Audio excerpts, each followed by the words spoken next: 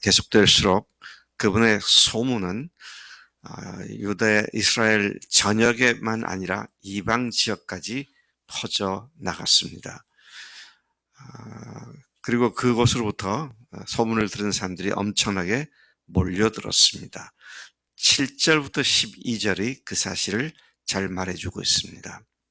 7절에 보면 예수께서 제자들과 함께 갈릴리 호반에 계시는데, 갈릴리에서 큰 무리가 따르는 것은 두말할 필요도 없고, 유대와 예루살렘과 이두메와 또 요단강 건너편 동쪽과 또 두로와 시돈 근처에서 많은 무리가 그가 하신 큰 일을 듣고 나왔다. 이렇게 말을 기록해 주고 있습니다. 이두메라고 하는 것은 오늘 유대 이스라엘 지도를 펴놓고 보면은 동남쪽 사해 바다 건너편으로 아래쪽 일대를 이두메라고 말을 하는데, 이두메는 에서의 후손들이 살고 있던 에돔인들이 살고 있던 지역을 말하는 것이죠. 그러니까 이스라엘 동남쪽 이방 지역에 이 소식이 퍼졌다. 그 다음에 요단강 건너편이다는 말은 오늘날 요르단 북쪽을 일컫는 말로, 갈릴리로부터 시작해서 요단강 이르는 동북쪽 일대까지도 예수님의 소문이 퍼졌다. 두로와 시도는 북쪽, 서북쪽 해안지대를 따라서 오늘날 말하면 베이루트가 있는 나라가 뭐죠? 레바논까지 퍼졌다. 남쪽으로는 유대와 예루살렘이란 말은, 유대와 예루살렘은 남부 이스라엘 일대에 이 소문이 퍼졌다. 그러니까 갈릴리는 말할 것도 없고 동서남북으로 예수님의 소문은 계속 퍼져나가서 소문을 들은 사람들이 예수님의 말씀을 듣고 그분이 하시는 일을 보고 또 자기들의 병도 낫기 위해서 엄청난 사람들이 갈릴리로 몰려들었다. 자, 이것이 7절부터 10절까지의 예수님의 소문에 관한 퍼져나간 지역을 말해주고 있습니다. 주님은 어제 말씀에 보면 금식 문제로 바리새인들하고 논쟁이 붙기 시작을 했고, 밀밭 사이로 가면서 밀이삭을 잘라 먹었다고, 제자들이 잘라 먹었다고 안식일을 범한 자다. 그러니까 예수님의 소문이 더욱더 멀리 퍼져나갈수록 그분에 대한 압박이 점점 조여오고 있는 것을 보게 됩니다. 오늘도 안식일 문제를 가지고 시비를 거는 그런 모습도 보게 되는데요. 1절부터 6절까지가 그걸 말하고 있습니다. 두 물결이 이렇게 높아지고 있어요. 하나는 예수님의 사역의 놀라운 사역이 높아지고 있고요. 또 거기에 질세라, 예수님에 대한 공격이 또 높아지고 있고, 이 두 텐션이 병행하고 있는 그런 모습을 오늘 본 말씀이 보여주고 있습니다. 안식일에 역시 가버나움에 있는 회당에 들어가셨습니다. 근데 지난번에는 귀신 들린 사람을 만났는데, 이번에는 한 손 마른 사람을 만났습니다. 한 손 마른 사람, 한쪽 팔이 마비된 사람, 그렇게 이해를 하면 좋을 것 같습니다. 근데 이 유대인들이 아주 고약한 마음을 갖고 있었습니다. 오늘 예수가 들어왔구나. 지난번처럼 이 병든 자, 손 마른 자를 고치나 안 고치나 보자. 그날이 안식일이었기 때문에 안식일을 지키나 안 지키나 보자. 이게 함정 파놓고 빠지길 기다리는 못된 사람들이죠. 주님께서는 그들에게 완악한 마음을 보셨다. 그렇게 오늘 이 본문 말씀이 기록하고 있는데, 예수님께서는 그런 사람, 필요로 하는 사람을 보시면 외면하지 않으시죠. 내가 이거 괜히 건드렸다가 덤태미를 쓰면 안 되겠구나. 그렇게 피하지 않으셨어요. 그리고는 그 사람을 가운데 서라고, 회당 가운데 서라고. 가운데 세우시고는 그 다음에 주님께서 사람들에게 말씀하십니다. 너희들 안식일에 선을 행하는 것과 악을 행하는 것 중에 어느 것이 옳으냐? 또 생명을 구하는 것과 죽이는 것이 어느 것이 옳으냐? 그러니까 예수님을 공경에 빠뜨리려고 함정을 파고 있던 사람들이 할 말이 없죠. 유구무원입니다. 그러니까 주님께서 그에게 손을 내밀어라 하니까 그가 손을 내밀었고 즉시로 그 팔이 마비된 팔이 낫게 되었습니다. 여기 6절을 보니까 그 결과가 뭐였느냐? 바리새인들이 나가서 곧 헤롯 당과 함께 어떻게 예수를 죽일까 의논을 했다 그랬습니다. 단순히 논쟁과 시비를 붙는 정도가 아니라 이제 노골적으로 죽이려고 하는 이야기를 공론화시키는 그런 일이 시작되죠. 여러분, 은혜가 많은 곳에 사탄의 공격도 많습니다. 참 우리가 정신 차리고 조심해야 합니다. 자, 이런 그 사탄의 전형적인 공격을 예수님이 받고 계신 것을 보죠. 주님께서는 그들을 향해서 분명하게 말씀하십니다. 뭐라고 말씀하셨습니까? 이 마음이 완악한 자들, 그러니까 완악한 마음을 꿰뚫어 보시고 탄식과 노하심으로 그들에게 대하셨던 것을 보게 되는 것이죠. 참 사람들은요, 자기들 눈앞에서 도저히 설명이 안 되는 이적이 행해졌어도 안 믿으려고 작정한 사람들은 그걸 완전히 깡그리 무시해버리고 그냥 예수님을 죽이려는 데만 혈안이 돼 있었습니다. 이들이 누구죠? 이들이 누구예요? 성경을 잘 안다는 바리새인들이었습니다. 서기관들이었어요. 참 우리가 조심해야 할 그런 문제다 생각이 듭니다. 7절부터 12절까지는 아까 언급한 것처럼 수많은 무리들이 모여들었다. 전국 각처에서는 물론이고 이방 지역에서까지도 많은 사람들이 몰려들었고 예수님의 사역은 사람들의 폭발적 관심을 불러일으키기에 충분했었던 것을 보게 됩니다. 얼마나 많이 모였는지 사람들이 예수님을 옷이라도 만지려고 덤벼드니까 예수님께서 피해서 얘들아 저기 배를 하나 준비해라. 그래서 여차하면 이제 배를 타셔야 할 만큼 그렇게 많은 사람들이 몰려들었음을 보게 되는 것이죠.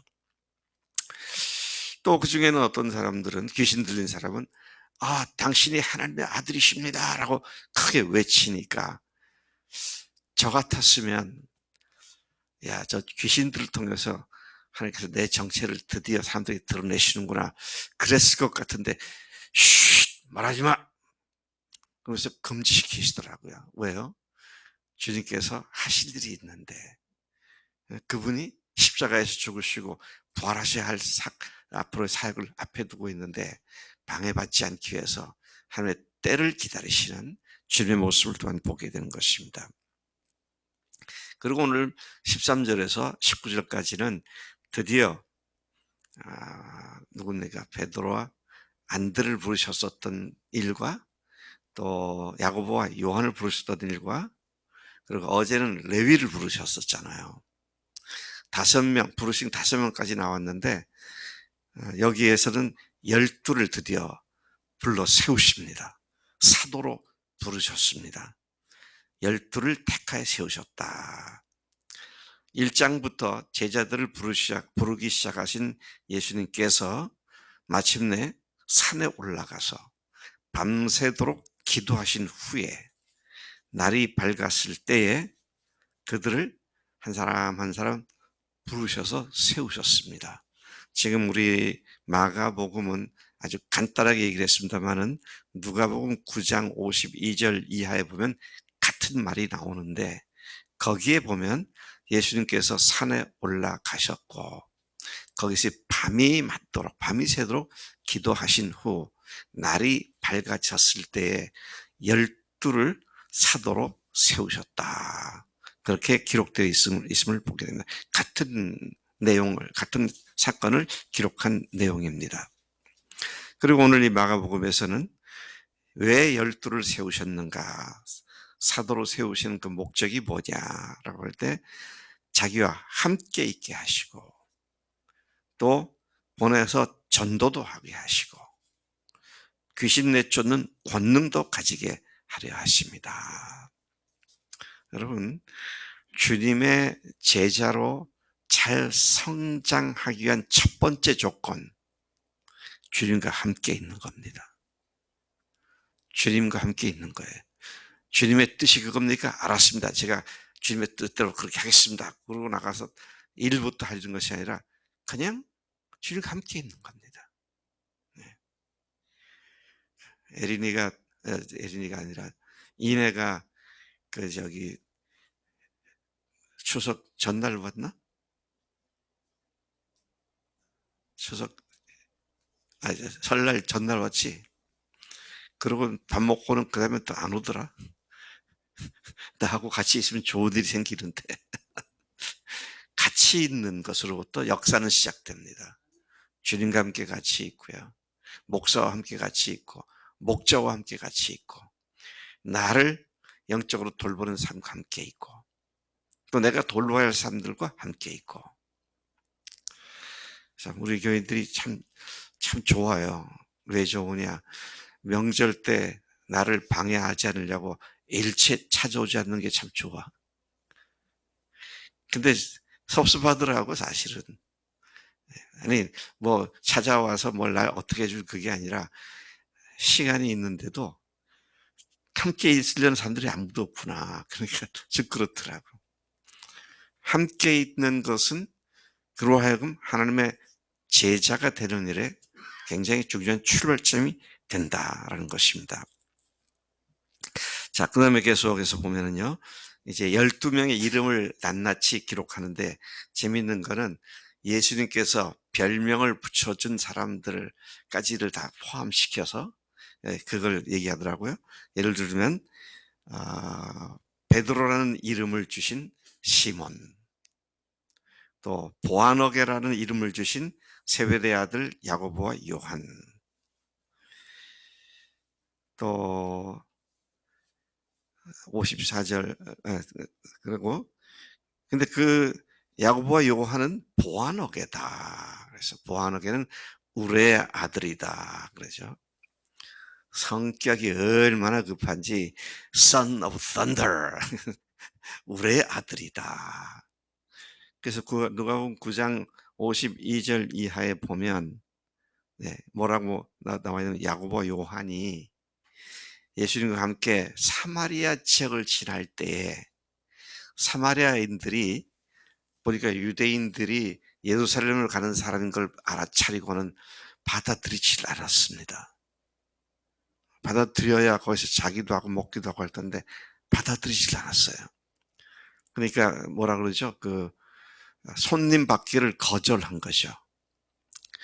그러니까 이 다른 사람이 아니고 야고보와 요한이 주님 앞에 뭐라 그런 줄 아세요?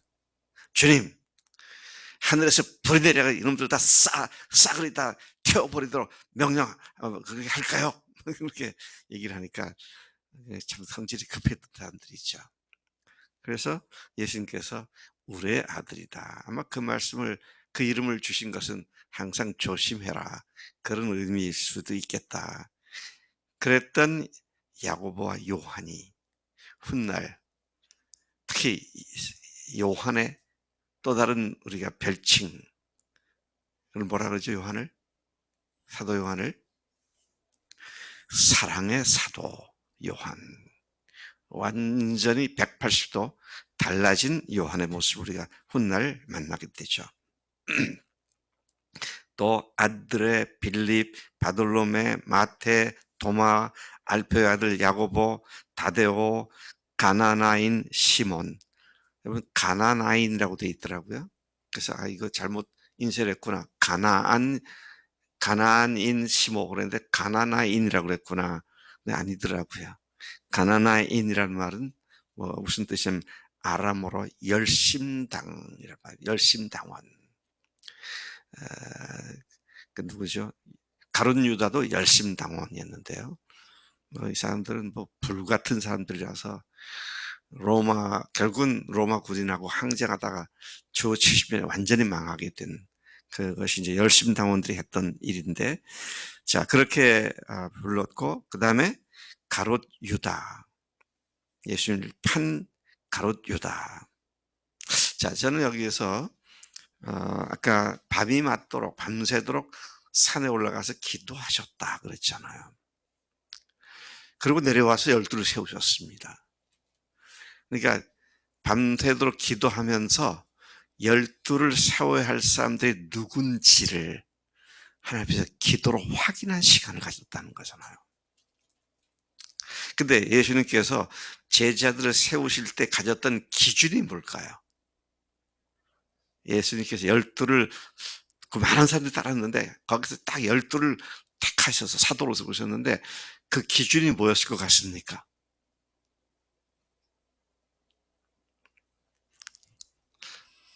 안현자 자매, 혹시 그 기준이 뭔지 기억나요?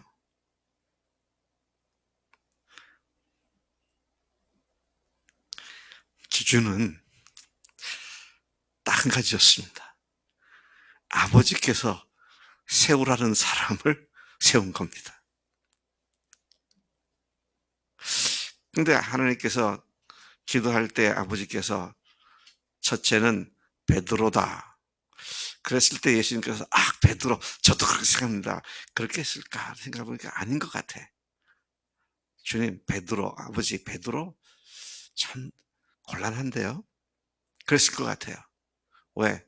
성격이 불같아가지고 기분 좋을 때는 뭐 다혈질해 갖고 뭐 엄청난 일을 하다가 또 배신의 그림자가 눈가에 어른거리고 있는 베드로 불렀다가 괜히 나중에 후대 사람들이 날 갖다가 눈이 뼈었다 그러면 어떻게 할 겁니까? 이런 생각을 할 수 있는 그런 상황입니다. 더 놀라운 건요, 가롯 유다를 세웠다는 거예요.